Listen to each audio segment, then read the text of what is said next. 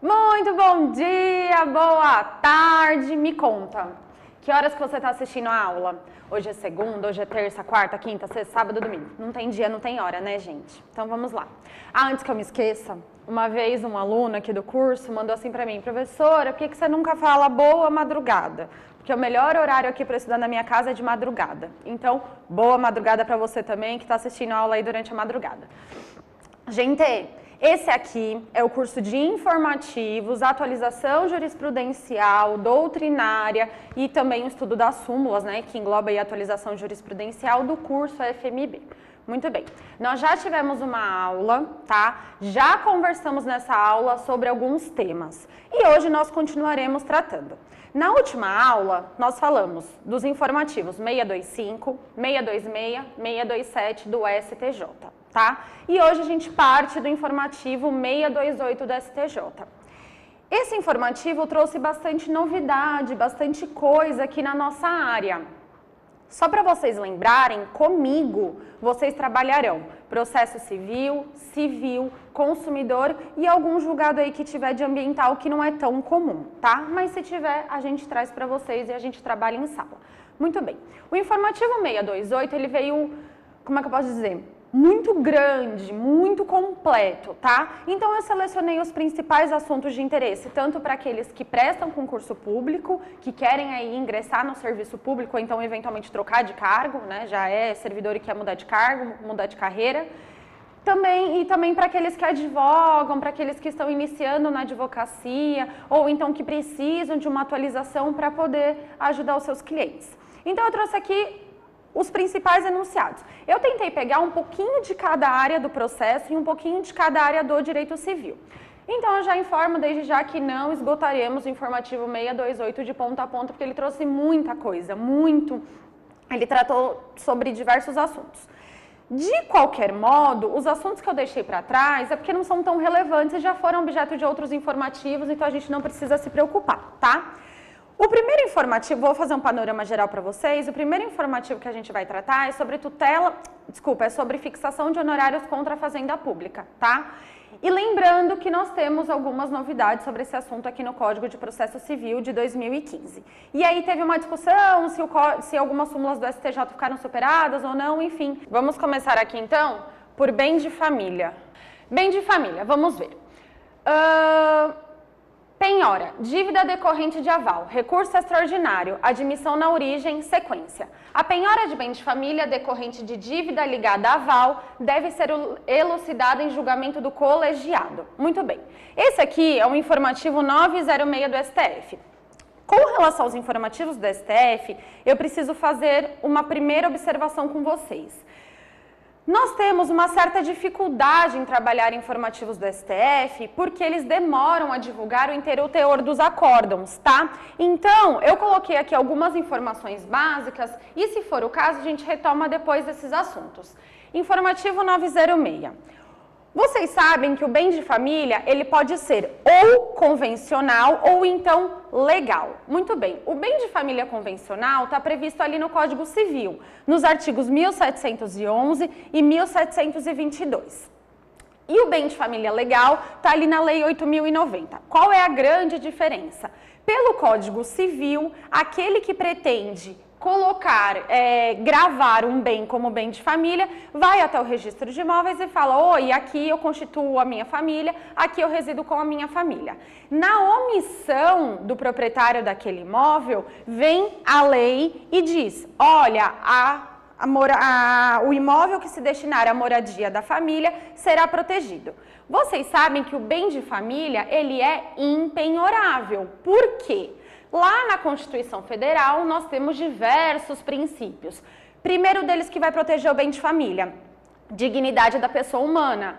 Segundo, direito à propriedade. A Constituição Federal assegura o direito à propriedade. Ela diz que todos têm direito à propriedade e a propriedade deve cumprir a sua função social. Muito bem, se você não tem propriedade, se você não tem saúde, se você não tem alimentação, você não tem uma vida digna. E a dignidade da pessoa humana, como vocês sabem, é um princípio ali positivado na Constituição Federal de modo expresso e também de modo implícito em outros artigos. Muito bem. vocês têm que lembrar que a impenhorabilidade do bem de família é uma matéria de ordem pública. Então, vamos voltar ali para o nosso primeiro ano da Faculdade de Direito, quando nós aprendemos o que é uma norma de ordem pública. O que significa ser uma norma de ordem pública? Significa que é uma matéria que pode ser conhecida de ofício. Conhecida de ofício por quem? Conhecida de ofício pelo juiz, tudo bem? Então, o juiz, ele pode dizer, opa, aqui é um bem de família, por ser um bem de família impenhorável?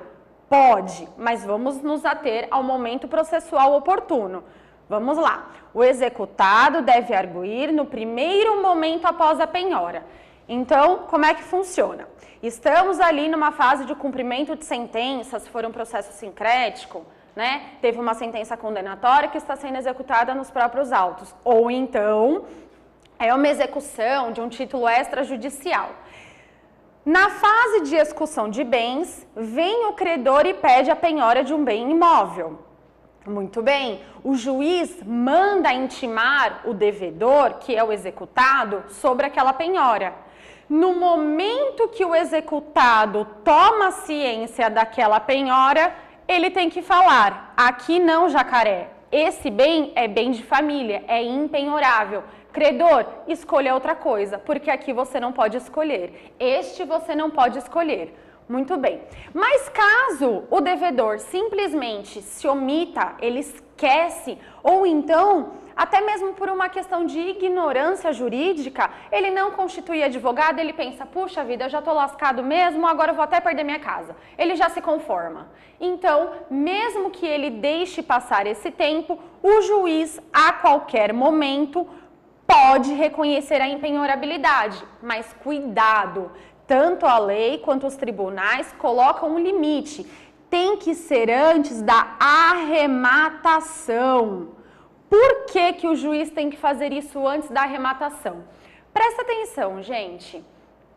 Quando há penhora de um bem imóvel, esse bem imóvel, a partir do momento que ele é penhorado, se não houver uma substituição da penhora, se não houver o pagamento daquela dívida para liberar a penhora, ou então se não houver alguma arguição aí de impenhorabilidade, esse bem será levado à asta pública. Então ele será vendido, ele será alienado judicialmente. Tá? E aí vamos supor que vem um terceiro de boa fé, e esse terceiro de boa fé, ele arremata o bem. Ele compra o bem. Com o produto daquela alienação, o credor será satisfeito ou não, né? Depende de qual vai ser o produto da alienação e também depende de qual é o valor da dívida. O credor será satisfeito. Se faltar dinheiro, continua a execução, como regra. Se sobrar dinheiro, paga o credor e o restante vem para o devedor, para o executado. Muito bem. Então, aqui nós temos o limite da arrematação para o juiz reconhecer de ofício por uma questão básica, aquele binômio que vocês conhecem, segurança jurídica. Não é crível nós imaginarmos que um terceiro de boa-fé participou de uma asta pública, arrematou um bem e depois esse bem é sumariamente retirado dele, tá? Então o limite aqui é a arrematação. Mas tomem outro cuidado. O juiz tem que ter algum elemento de prova no processo. Então vamos supor que no processo o exequente juntou a certidão do registro de imóveis daquela comarca onde tramita, tá? Vamos supor, vamos pegar uma comarca aí menorzinha que tenha poucos registros de imóveis. Vamos supor a comarca de Pontal. Deve ter um registro de imóveis só. Muito bem. O juiz, ele tendo contato com aquele registro de imóveis de Pontal, ciente que o devedor reside em Pontal, lá é o domicílio do devedor, ele verifica que só existe um imóvel no nome do devedor e esse imóvel é um imóvel de um valor compatível com o valor de mercado, sei lá, R$200 mil. Então o juiz ele tem um elemento de prova. Ora, só existe um imóvel na comarca onde o devedor reside. Provavelmente, este imóvel é bem de família. E além disso, na citação, o devedor ele foi citado naquele imóvel. O credor indicou como endereço residencial aquele imóvel. Então, existe um elemento de prova. Agora, por outro lado, supondo que nessa certidão de registro de imóveis tenha uma fazenda, mais um imóvel comercial, mais um imóvel residencial. Então, vamos supor, tem 4 ou 5 imóveis ali em nome daquele devedor. O juiz pode presumir que justamente aquele imóvel sobre o qual recaiu a penhora é impenhorável porque é bem de família? Não. Aí o juiz não pode fazer essa presunção. Tudo bem? Beleza? Então tá. E aí nós temos que lembrar de outra coisa. Nada nessa vida, nada dentro do direito é absoluto. Nada, nada. Gente, nem o direito à vida é absoluto. O próprio ordenamento jurídico excepciona algumas vezes o direito à vida, tá?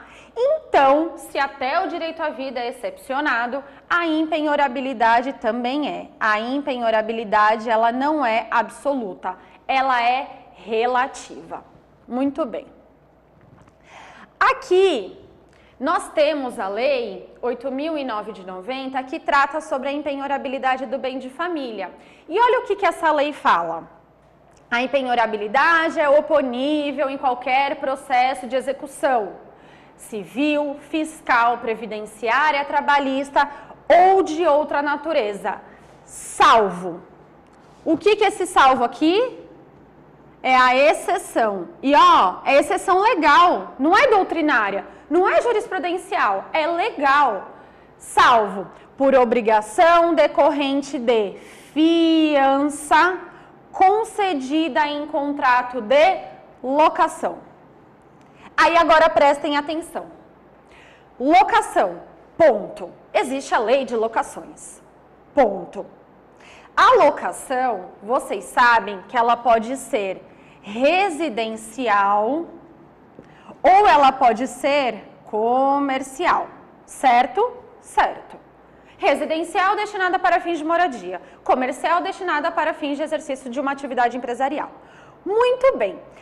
Aí vem a jurisprudência amparada pela doutrina e faz uma cisão do que é locação residencial e do que é locação comercial, que é justamente isso que esse julgado trata. Antes de mais nada, lembremos do que é a fiança. A fiança é a tal da garantia fidejussória, da garantia pessoal. Então, eu, Laila, quero alugar um imóvel e eu peço aqui, por exemplo, para o Roberto ser o meu fiador. O Roberto concorda. O Roberto vem e responde junto comigo na dívida. Não vou discutir aqui com vocês benefício de ordem, etc e tal, porque não é o intuito da nossa aula. Mas, enfim, saibam, existe uma exceção legal quanto à impenhorabilidade do bem de família no contrato de locação, quando aquele imóvel foi dado como garantia de uma fiança. Então, vamos lá. Eu, Laila, fiz uma locação. Roberto é meu fiador. Se por um acaso eu não pagar os aluguéis e o Roberto for demandado, pode recair uma penhora sobre o bem de família do Roberto? Em regra, pode, porque é isso que está escrito na lei, tá? E aí vem a súmula 549 do STJ falando, é válida a penhora de bem de família pertencente a fiador de contrato de locação. E vem o STF dizendo, olha, essa lei, esse inciso é constitucional. Essa relativização da impenhorabilidade do bem de família é válida, é constitucional. Beleza. Só que olha aqui, o STF, nesse julgado, ele fez uma distinção entre locação residencial e comercial, tá? Porque, gente, na locação residencial você acaba tendo direito à moradia versus a impenhorabilidade do bem. Na locação comercial, você tem o direito à livre iniciativa, que não pode prevalecer sobre o direito à moradia. Então, não é crível aceitar que o fiador perca a sua moradia para que o afiançado exerça o seu direito à livre iniciativa. Então, vamos lá. Se Roberto fosse meu fiador numa locação residencial, é o direito de moradia do Roberto contra o meu próprio direito de moradia. Percebem?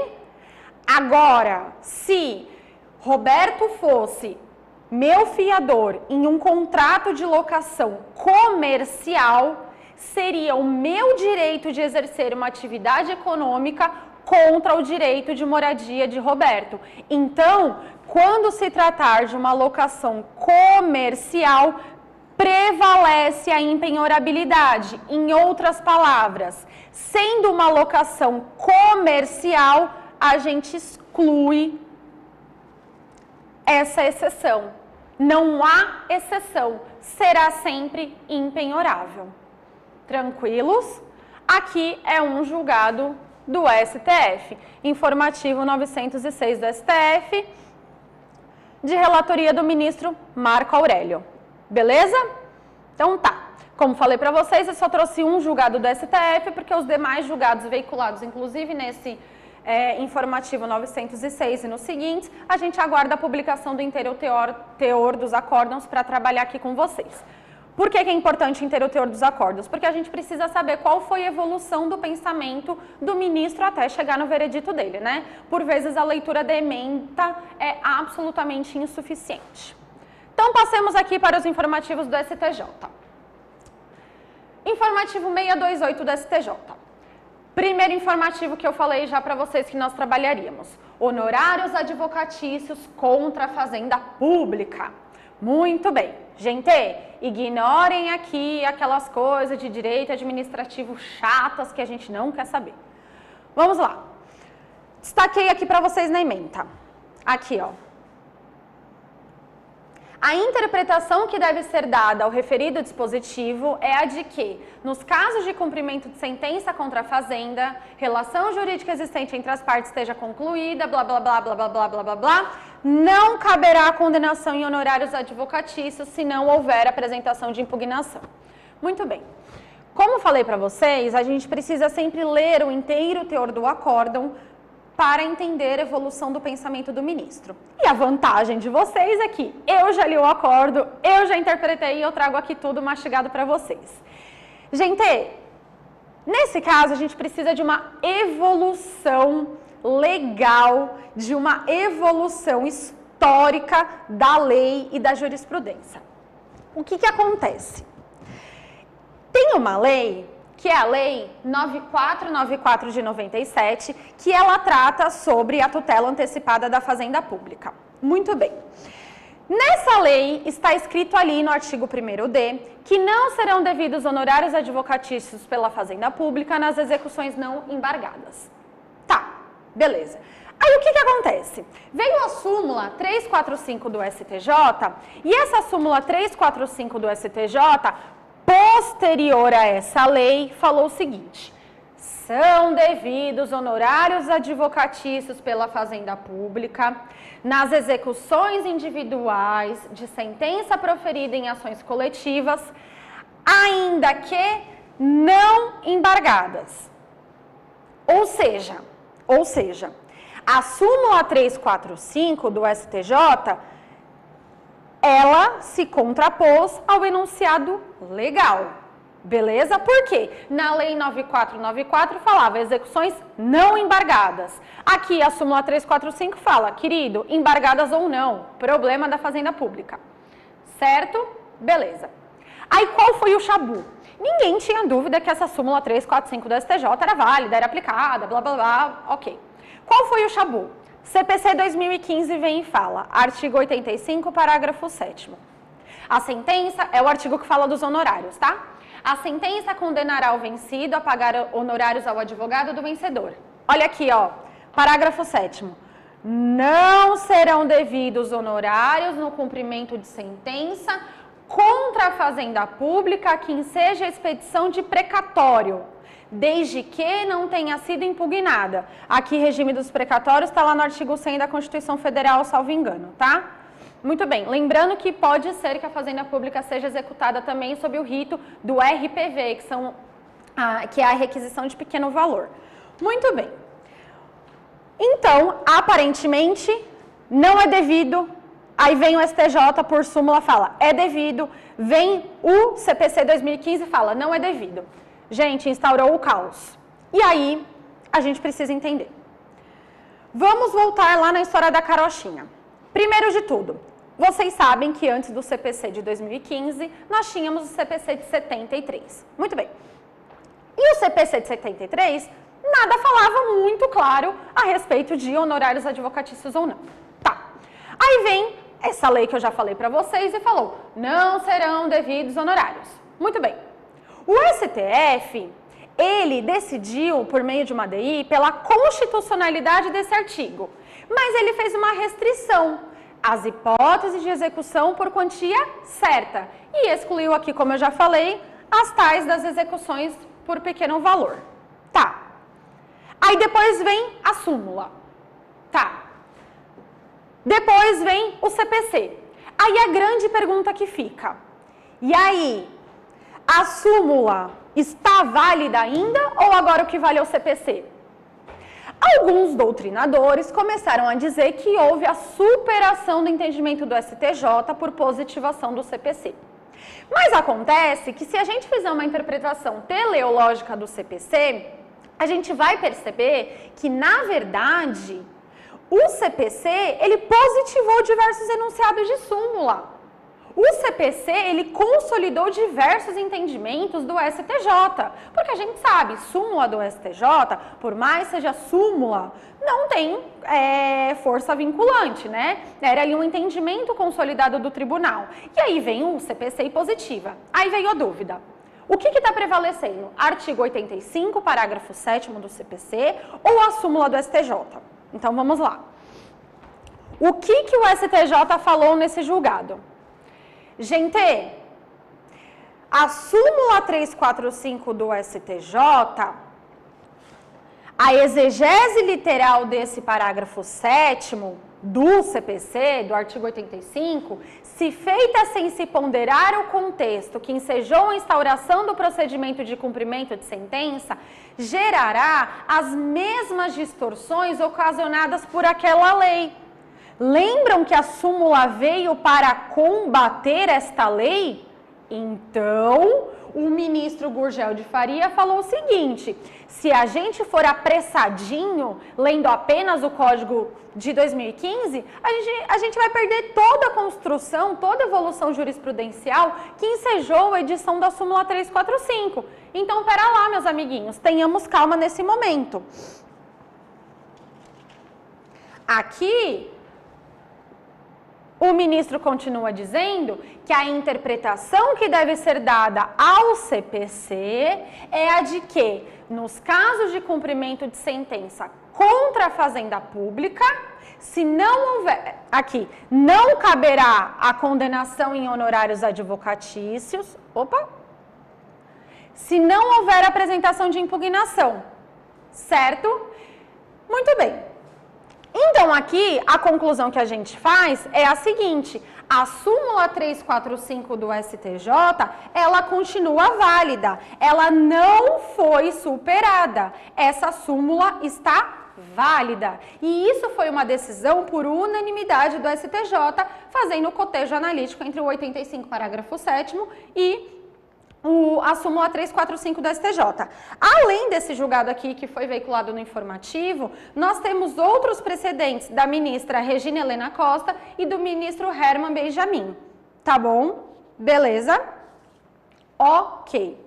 E esse informativo aqui, esse julgado aqui foi decidido pela Corte Especial do STJ, por unanimidade. Então, não há que se falar em superação do entendimento da súmula 345, porque nós precisamos de uma interpretação teleológica. Existem alguns doutrinadores que sustentam a superação dessa súmula, tá? E isso era uma dúvida plantada na doutrina. Porém, com esse julgado recente, aqui ó, cadê a ementa dele? Pra gente ver a data. É de agosto, eu acho. Aqui, ó. 27 de junho de 2018. Não há que se falar, não afasta a aplicação do entendimento consolidado na súmula 345 do STJ. Beleza? Então tá. A súmula não está superada. Beleza.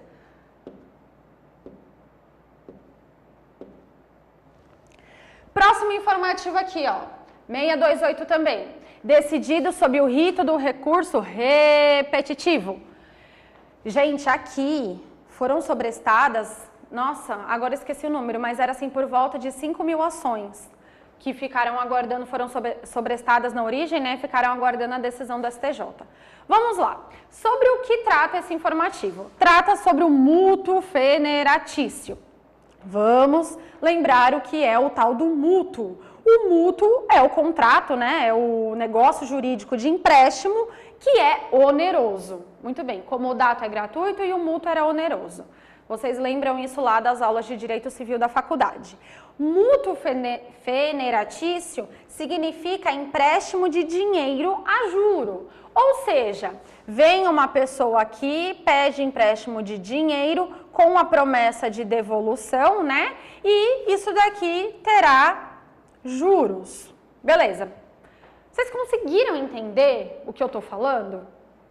Ai, mútuo feneratício, professora, socorro, que é isso? Gente, eu vou até o Banco do Brasil e falo, oi, me dá 10.000 reais? O banco fala, não, dar eu não te dou, eu te empresto, você quer? Eu falo, tá bom, eu quero, como que eu posso te pagar? Você pega 10.000 emprestado e tem que pagar quase 200.000, né? Porque tem tantos juros, a taxa de juros é tão alta, mas enfim. Então aqui, essa é a primeira informação, né? Mútuo feneratício, o que é o mútuo feneratício? Tá, aí aqui, qual que foi o caso? Uma determinada pessoa pediu empréstimo aí, uma determinada instituição financeira, e no meio do caminho, por alguma nulidade daquele contrato de empréstimo, daquele contrato de mútuo feneratício, ela pediu a rescisão do contrato. Então, tinha que haver a devolução de tudo que o banco recebeu. Então, é a tal da repetição de indébito. Tá.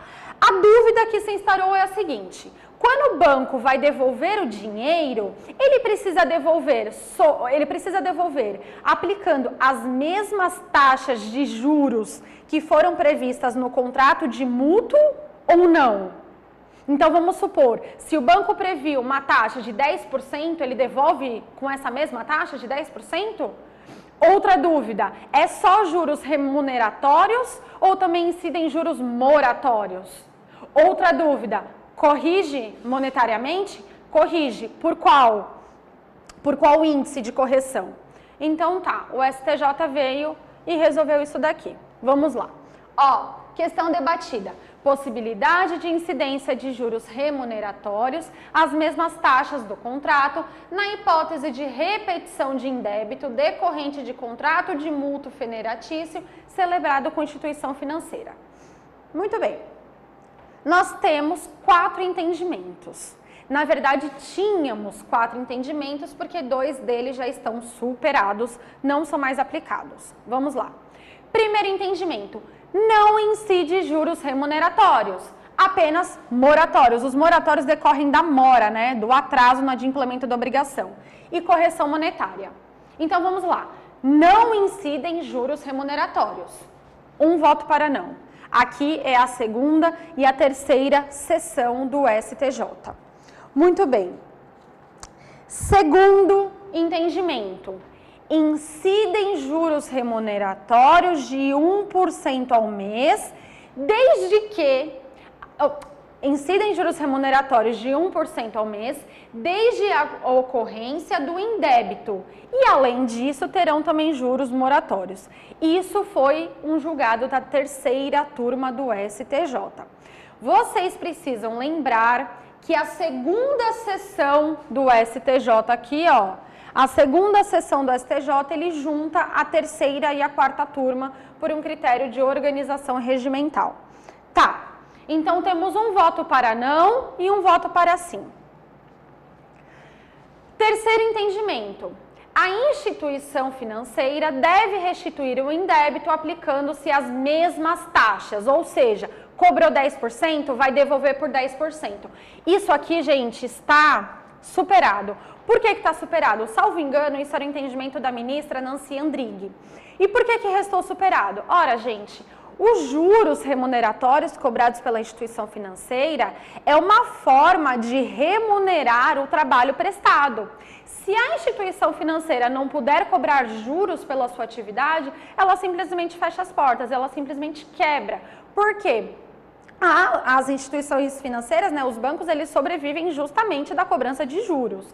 Então, em que pese a proteção dada ao consumidor, etc e tal, o STJ, inclusive, já tem entendimento mais do que pacificado que as instituições financeiras não se submetem à lei de usura. Elas não ficam limitadas pela lei de usura, que é a lei de cobrança de juros acima do percentual legal fixado. Então, as instituições financeiras podem cobrar lá o que quiser. E o STJ fala o seguinte: as instituições financeiras podem cobrar a taxa de juros prevista em contrato.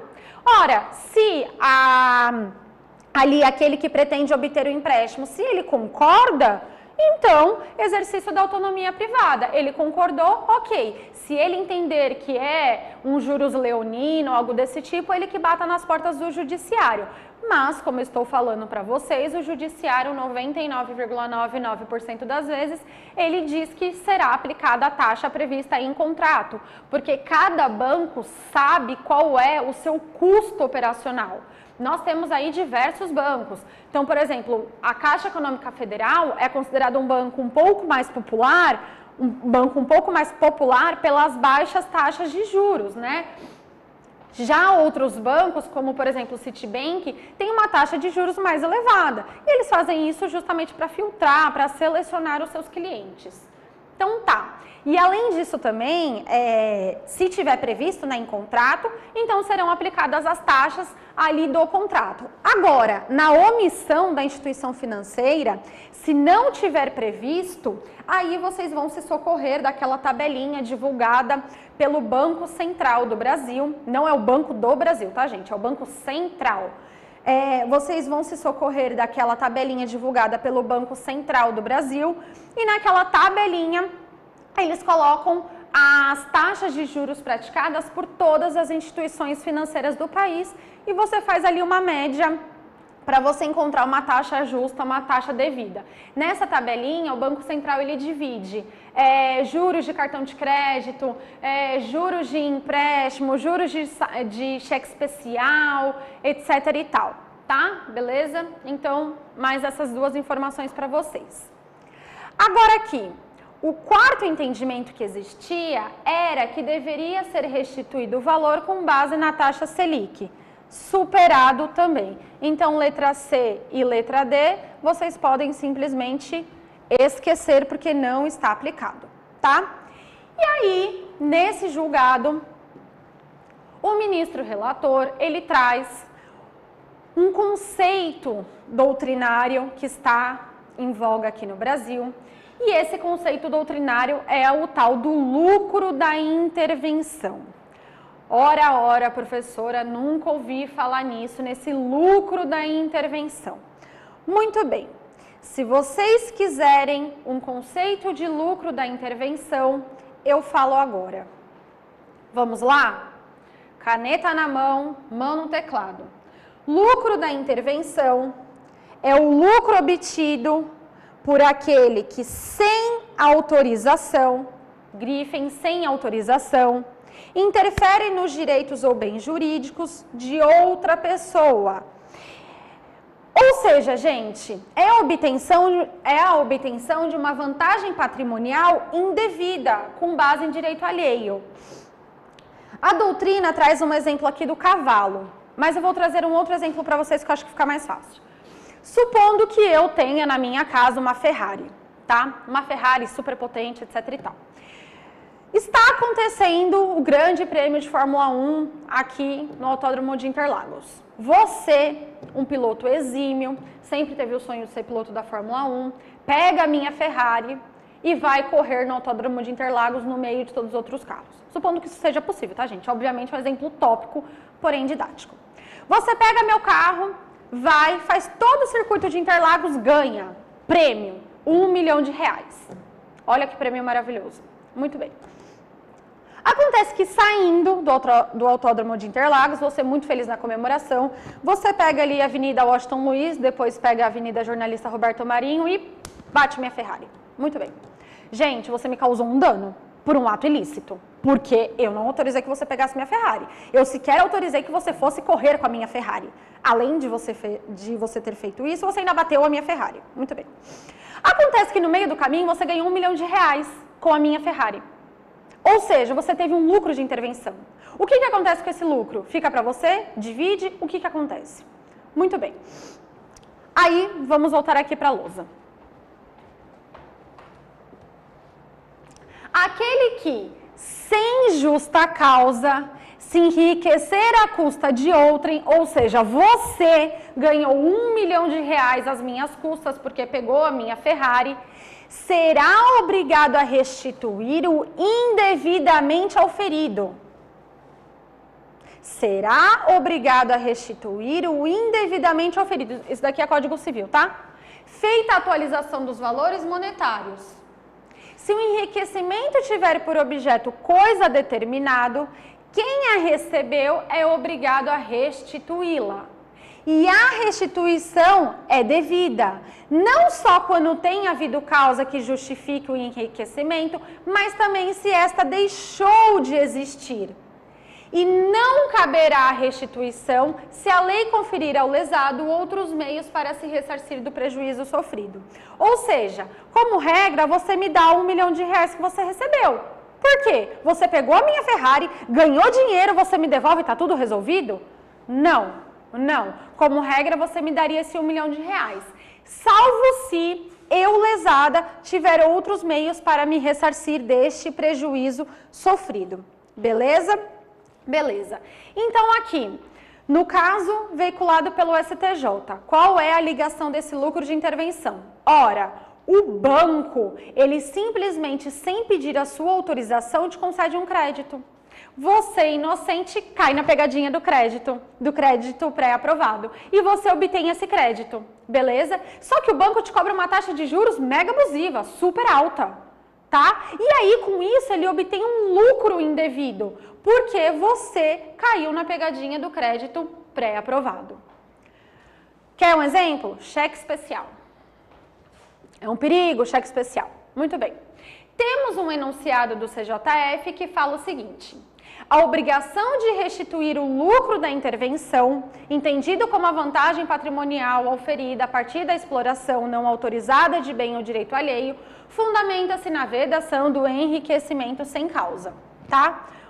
Aí, o STJ fixou a seguinte tese. Lembram que ali no começo eu falei que isso era um recurso repetitivo? Então, ó, tema repetitivo. E aqui, né, essa tese fixada, ela foi de autoria do ministro Paulo de Tarso Sanseverino. Qual foi a tese fixada por unanimidade? Descabe a repetição do indébito com os mesmos encargos do contrato. Não é cabível, tá? Então, assim, se o banco cobrava 10%, você não pode exigir 10% de volta. Não cabe. Porém, aqui o STJ, como ele não quis se indispor com as instituições financeiras e como ele quis preservar o seu direito de decidir diversamente em outros casos que vierem a ser analisados, percebam vocês que ele fixou uma tese geral, uma tese super ampla. Ele apenas falou o seguinte: não cabe a repetição do indébito com os mesmos encargos do contrato. Porém, ele não disse qual seria a taxa aplicada, tá? Porque isso entende ali, né, o ministro Paulo de Tarso Sanseverino, acompanhado por todos os seus colegas, porque a decisão foi unânime, que precisa de uma análise casuística, de uma análise caso a caso. Então, quando tiver lá no STJ mais um caso, vamos por um recurso especial, tratando sobre lucro de intervenção, tratando do mútuo veneratício e da devolução dos valores pelo banco, eles analisarão casuisticamente. Ou seja, gente, não resolveram porcaria nenhuma. Eles apenas resolveram um lado do banco dizendo: não cabe repetição do indébito com os mesmos encargos do contrato. Ponto. Mas não deu uma solução para o consumidor. Nós não temos um precedente do STJ dizendo que tem que ser feito ou não, tá? Nós temos um indício de solução e não uma solução efetiva. Beleza? Certo. Estamos com 40 minutos de aula nesse bloco. Vamos encerrar esse bloco e daqui a pouco a gente volta, tá? Para continuar tratando dos outros assuntos que eu trouxe aqui para vocês desse informativo 628 do STJ.